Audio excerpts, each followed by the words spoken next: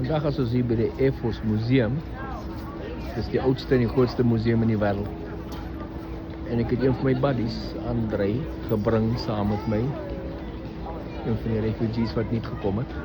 En ons kyk bietjie vliegtuie vandag. Ons sit nou eens hier op die bankie en is ons rug. Hierdie hanger is die derde hanger waar ons in is. Daar kom bommers in en Cold War vliegtuie. As die B-36 kom aan 'n vliegtuie en dan die opvisie wat ek hier gewys het, is die B-2 bommer, stealth bommer. Daar agter is die Blackbird. Daar deur kyk as die Blackbird se stap.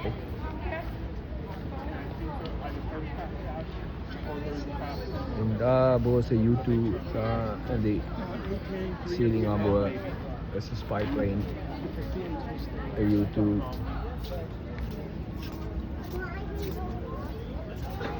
En as jy mooi kyk hierdie